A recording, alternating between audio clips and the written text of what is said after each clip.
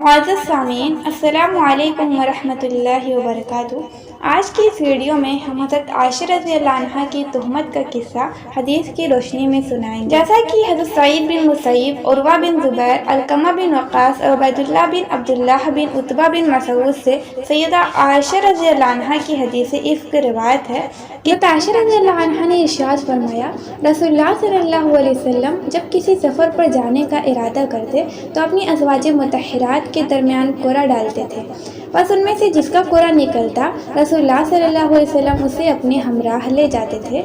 سیدہ عائشہ رضی اللہ عنہا نے کہا کہ اس غزوہ میں بھی آپ صلی اللہ علیہ وسلم نے ہمارے درمیان قرعہ ڈالا تو اس میں میرا نام قرعہ میں نکلا، بس میں رسول اللہ صلی اللہ علیہ وسلم کے ہمراہ گئی، اور یہ پردے کے احکام نازل ہونے کے بعد کا واقعہ ہے۔ بس مجھے میرے محمل یعنی کجاوا میں سوار کیا جاتا اور اسی میں اتارا جاتا، بس ہم چلتے رہے یہاں تک کہ رسول اللہ صلی اللہ علیہ وسلم جب غزوہ سے فارغ ہو کر لوٹے اور ہم مدینہ کے قریب ہو گئے تو آپ صلی اللہ علیہ وسلم نے رات میں کوچ کرنے کا اعلان فرمایا۔ جب آپ صلی اللہ علیہ وسلم نے کوچ کرنے کا اعلان کیا تو میں کھڑی ہوئی اور قضائے حاجت کے لیے چل پڑی، یہاں تک کہ لشکر سے دور چلی گئی۔ جب میں قضائے حاجت سے فارغ ہوئی اور کجاوے کی طرف لوٹ کر آئی تو میں نے اپنے سینے کو ٹٹولا، میرا ہار ظفار کے نگینوں والا ٹوٹ چکا تھا، بس میں واپس گئی اور اپنے ہار کو ڈھونڈنا شروع کر دیا، اور مجھے اس ہار کی تلاش نے روک لیا، اور میرا کجاوا اٹھانے والی جماعت آئی، انہوں نے میرے کجاوے کو اٹھا کر میرے اونٹ پر رکھ دیا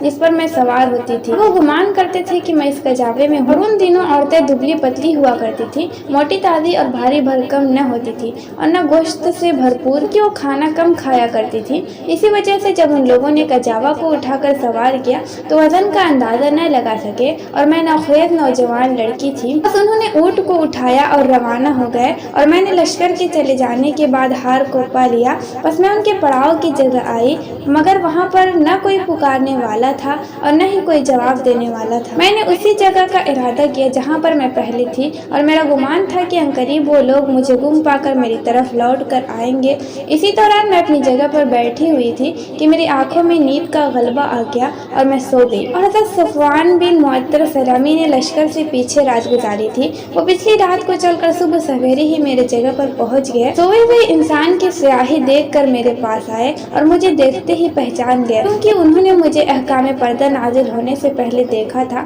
جب انہوں نے مجھے پہچان کر اِنَّ لِلَّهِ وَإِنَّ إِلَيْهِ راجعون پڑھا تو میں بیدار ہو گئی، بس میں نے اپنے چہرے کو اپنی چادر سے ڈھانپ لیا۔ اللہ کی قسم انہوں نے مجھ سے ایک کلمہ بھی گفتگو نہیں کی، اور نہ میں نے ان سے اِنَّ لِلَّهِ کے علاوہ کوئی کلمہ سنا، یہاں تک کہ انہوں نے اپنی سواری کو بیٹھایا، اونٹنی کے پاؤں پر اپنا پاؤں رکھا تو میں سوار ہو گئی، بس وہ سواری کی مہار پکڑ کر آگے آگے چل دیے، یہاں تک کہ ہم لشکر کو ان کے پڑاؤ کے بعد پہنچ گئے، جو کہ عین دوپہر کے وقت پہنچے تھے۔ پر جس شخص کو بدگمانی کی وجہ سے ہلاک ہونا تھا وہ ہلاک ہو گیا۔ وہ شخص جس نے سب سے بڑی تہمت لگائی تھی وہ عبداللہ بن ابی بن سلول تھا۔ ہم مدینہ پہنچ گئے، اور میں مدینہ پہنچنے کے بعد 1 ماہ تک بیمار رہی، اور لوگوں نے تہمت لگانے والوں کی باتوں پر غور کرنا شروع کر دیا، اور میں اس بارے میں کچھ بھی جانتی نہیں تھی۔ البتہ مجھے اس بات نے شک میں ڈالا کہ میں اپنی اس بیماری میں رسول اللہ صلی اللہ علیہ وسلم کی وہ شفقت نہیں دیکھی جو اپنی پچھلی بیماریوں کے وقت دیکھا کرتی تھی۔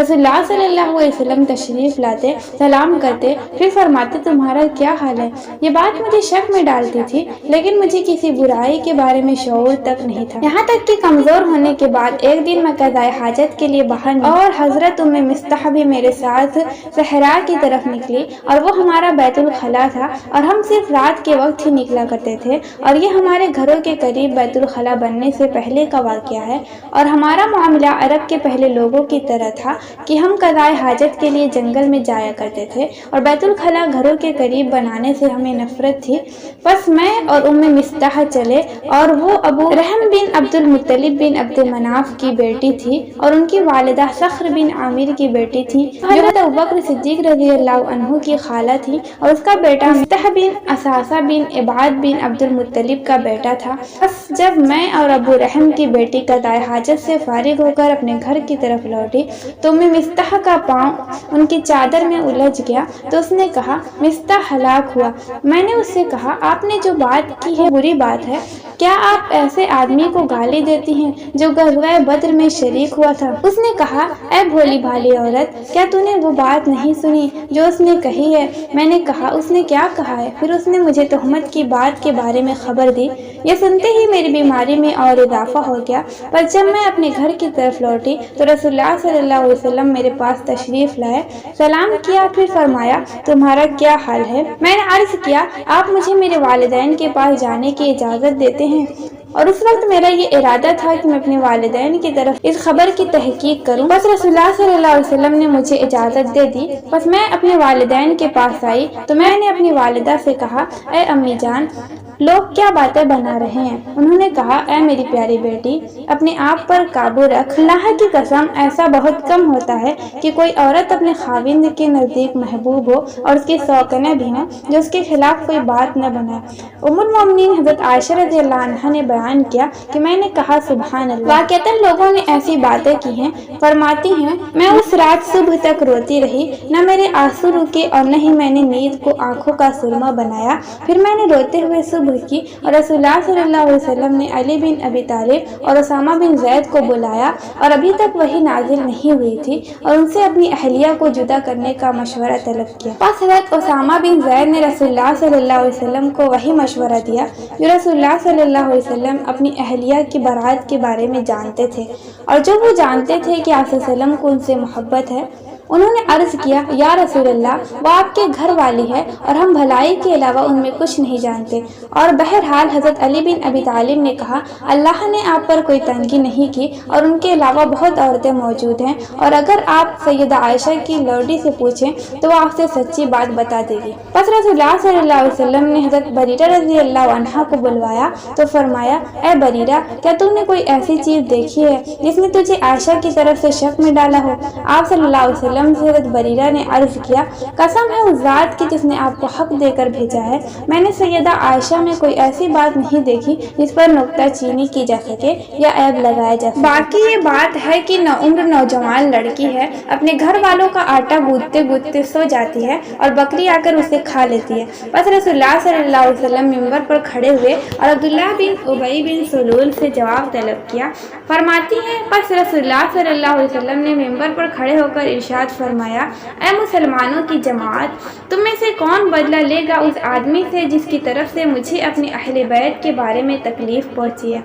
اللہ کی قسم میں تو اپنے گھر والوں میں سوائے بھلائی کے کوئی بات نہیں جانتا، اور جس آدمی کا تم ذکر کرتے ہو یعنی صفوان کے بارے میں بھی سوائے بھلائی کے کوئی بات نہیں جانتا، اور نہ وہ میرے ساتھ کے علاوہ کبھی میرے گھر والوں کے پاس گیا ہے۔ پس حضرت سعد بن معاذ رضی اللہ عنہ کھڑے ہوئے اور عرض کیا یا رسول اللہ، اس سے میں آپ کا بدلہ لیتا ہوں، اگر وہ قبیلہ اوس سے ہے تو ہم اس کی گردن مار دیں گے، اور اگر وہ ہمارے بھائیوں یعنی قبیلہ خزرج میں سے ہو، آپ جو حکم اس کے بارے میں دیں گے ہم آپ کے حکم کی تعمیل کریں گے۔ پھر قبیلہ خزرج کے سردار سعد بن عبادہ کھڑے ہوئے اور وہ نیک آدمی تھے، لیکن انہیں کچھ جاہلیت کے قبائلی تعصب نے بھڑکا دیا۔ بس انہوں نے سعد بن معاذ سے کہا آپ نے سچ نہیں کہا، اللہ کی قسم تم اسے قتل نہیں کر سکتے اور نہ ہی تمہیں اس کے قتل پر قدرت حاصل ہے۔ حضرت اسید بن حضیر سعد بن معاذ کے چچاداد کھڑے ہوئے تو سعد بن عبادہ سے کہا تم نے بھی حق بات نہیں کی، البتہ ہم ضرور بھی ضرور اسے قتل کر دیں گے۔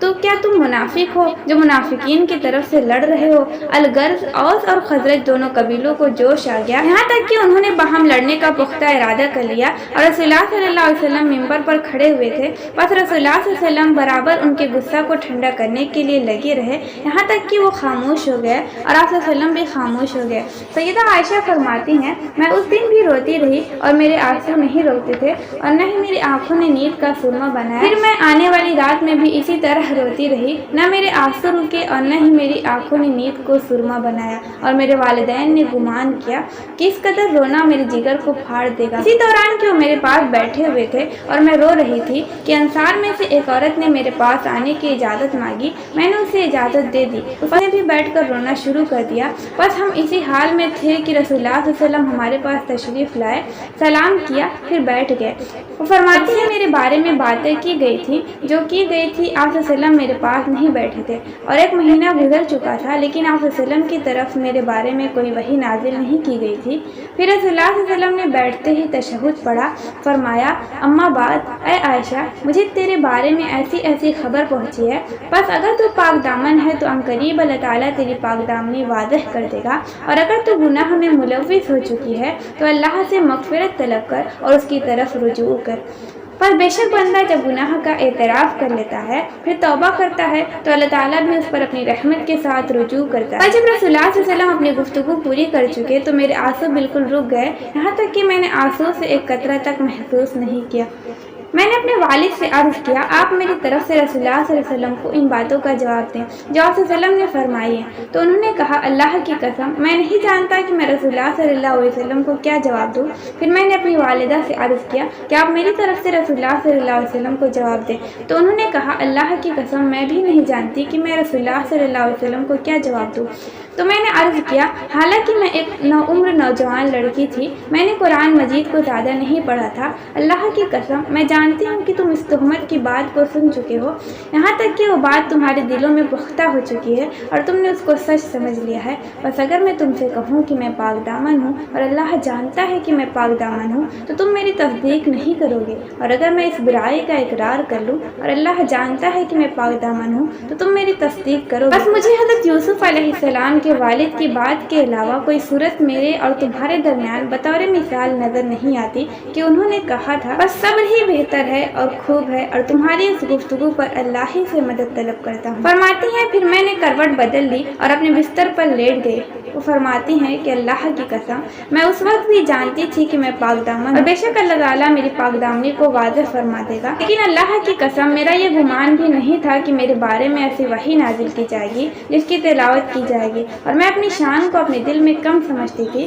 اس سے کہ اللہ رب العزت میرے معاملے میں کلام کرے گا جس کی تلاوت کی جائے گی، لیکن میں تو یہ امید کرتی تھی کہ رسول اللہ صلی اللہ علیہ وسلم نیند میں کوئی خواب دیکھیں گے جس میں اللہ میرے پاک دامنی واضح کر دے گا۔ فرماتی ہیں کہ اللہ کی قسم ابھی رسول اللہ صلی اللہ علیہ وسلم اپنی جگہ سے نہیں اٹھے تھے اور نہ ہی گھر والوں میں سے کوئی باہر گیا تھا کہ اللہ رب العزت نے اپنی نبی پر وحی نازل فرمائی اور آپ پر وحی کی شدت طاری ہو گئی جو وحی کے نزول کے وقت آپ کی ہوتی تھی، یہاں تک کہ سخت سردی کے دن میں بھی آپ صلی اللہ علیہ وسلم کے پسینہ کے قطرات موتیوں کی طرح لگتے تھے اس وحی کے بوجھ کی وجہ سے جو آپ صلی اللہ علیہ وسلم پر نازل ہوتی تھی۔ جب رسول اللہ صلی اللہ علیہ وسلم کی حالت دور ہو گئی یعنی وحی پوری ہو گئی تو آپ صلی اللہ علیہ وسلم مسکرانے لگے۔ آپ صلی اللہ علیہ وسلم کا پہلا کلمہ جس سے آپ صلی اللہ علیہ وسلم نے گفتگو کی وہ یہ تھا کہ اے عائشہ خوش ہو جا کہ اللہ نے تیری پاک دامنی واضح کر دی۔ مجھ سے میری والدہ نے کہا تم آپ صلی اللہ علیہ وسلم کی طرف اٹھ کر آپ کا شکریہ ادا کر۔ میں نے کہا اللہ کی قسم میں اس کے لیے نہیں کھڑی ہوں گی بلکہ میں صرف اللہ کے سامنے کھڑی ہوں اور اسی اللہ کی حمد و ثنا بیان کروں گی جس نے میری برات نازل کی۔ حضرت عائشہ فرماتی ہیں کہ سورہ نور کی 10 آیات میں اللہ تعالیٰ نے میری برات نازل کی۔ فرماتی ہیں کہ حضرت ابوبکر رضی اللہ عنہ جو مصطح پر قرابت داری اور ان کی غربت کی وجہ سے خرچ کیا کرتے تھے، انہوں نے کہا اللہ کی قسم میں اس کے بعد جو اس نے عائشہ کے بارے میں کہا کبھی بھی میں اسے کچھ نہیں دوں گا۔ تو اللہ رب العزت نے سلسلے میں بھی آیات نازل فرمائی کہ تم میں سے جو لوگ صاحب فضل اور صاحب وسعت ہیں وہ یہ قسم نہ کھائیں کہ وہ اپنے رشتہ داروں اور مسکینوں اور اللہ کے راستے میں ہجرت کرنے والوں کو کچھ نہیں دیں گے، اور انہیں چاہیے کہ وہ اپنے رشتہ داروں اور مسکینوں اور اللہ کے راستے میں ہجرت کرنے والوں کو کچھ دے دیا کریں، اور انہیں چاہیے کہ وہ معاف کر دیں اور درگزر کریں۔ کیا تمہیں یہ پسند نہیں کہ اللہ تمہیں معاف کر دے، اور اللہ بہت ہی معاف کرنے والا بے حد مہربان ہے۔ حضرت عبداللہ بن مالک نے کہا اللہ کی کتاب میں یہ آیت سب سے زیادہ امید بڑھانے والی ہے۔ تو حضرت ابوبکر رضی اللہ عنہ نے کہا اللہ کی قسم میں اس بات کو پسند کرتا ہوں کہ اللہ مجھے معاف فرما دے۔